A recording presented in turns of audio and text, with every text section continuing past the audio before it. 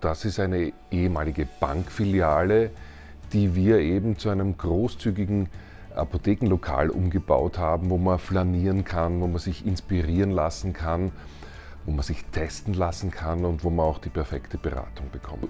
Ich glaube ganz fest, dass Medizin und medizinische Betreuung oder Betreuung auch durch die Apotheke nur optimal funktionieren kann, wenn es voll digitalisiert ist.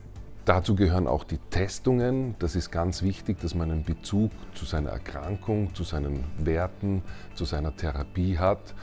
Und das ist eben unser Konzept, eine ganzheitliche Betreuung in allen Arzneimittelfragen.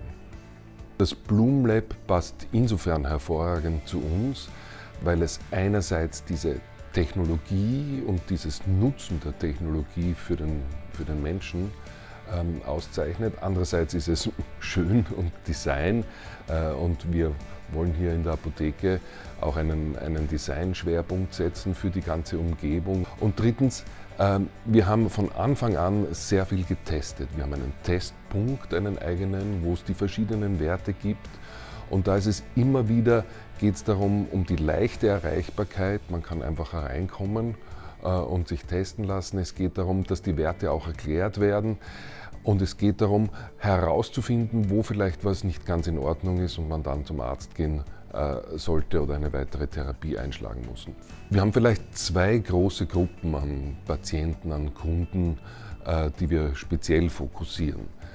Das eine sind Patienten, die mit den technischen Möglichkeiten nicht so vertraut sind, wo wir unterstützen, wo wir die Messung machen, wo wir die Beratung machen. Und die zweite große Gruppe sind die Patienten, die immer unterwegs sind, kaum Zeit haben, aber doch interessiert sind, da habe ich was gelesen, das wäre günstig, sich das einmal anzuschauen. Und die können wir eben auch ansprechen, einen schnellen Wert, eine schnelle Bestimmung zu machen, wo man dann die Sicherheit hat, entweder der Wert ist in Ordnung oder der Wert ist nicht optimal.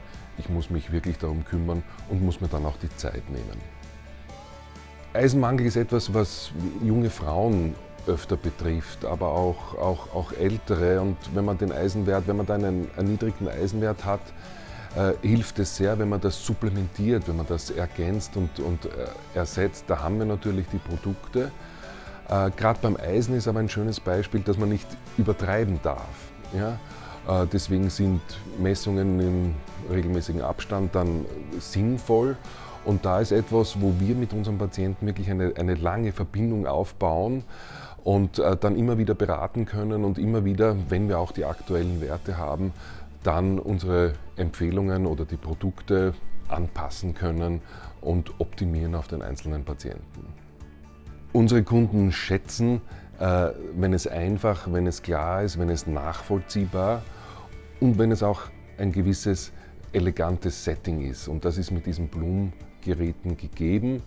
Das heißt, man fühlt sich von Anfang an wohl, man muss ja auch ein Vertrauen haben zu dem Gerät und zu dem Wert.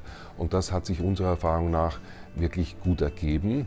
Abgesehen davon sind eben die Werte schnell, zuverlässig und klar und nachvollziehbar auch für den Kunden erkennbar.